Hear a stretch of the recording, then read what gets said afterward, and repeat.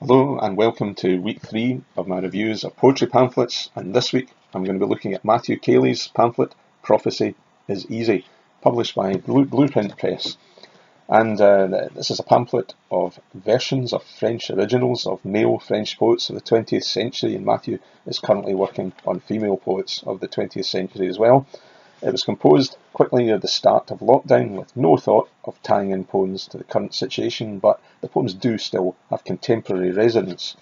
And in these days of COVID-19, perhaps especially, partly because of the surrealism, which in itself feels like an entirely reasonable response to the situation we find ourselves in which our entire way of life has been redefined and we're having to see things in different ways.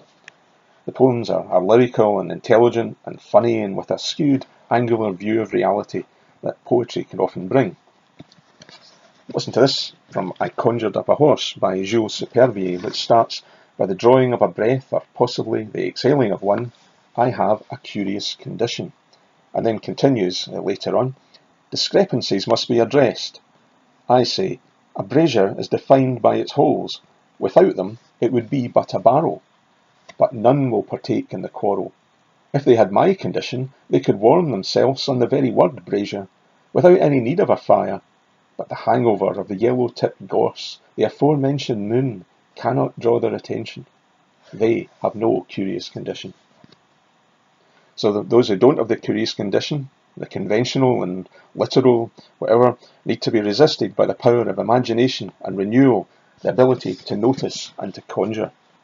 And I also like the way that the poems originally written by different poets start to speak to each other because of Caley's free approach. It's not really literal translations in any sense.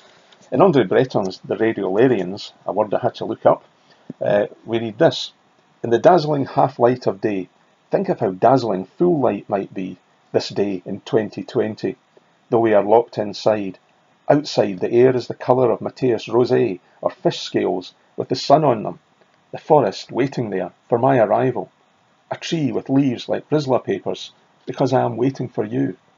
And if you walk with me to anywhere or nowhere, they are officially twin towns, your mouth will easily become as Niello on etched metal. And compare that to Jules Supervier's poem, Prophecy is Easy, the title poem.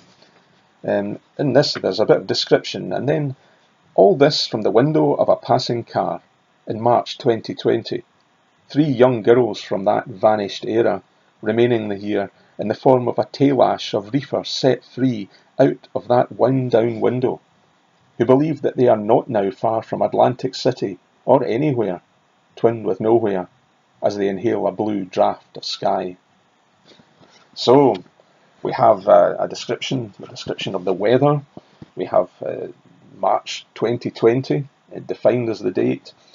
We have this anywhere, twinned with nowhere, this twin town that he creates, and all these tie-ups within different poems, different poems, different poets, and yet he makes them speak to each other through that.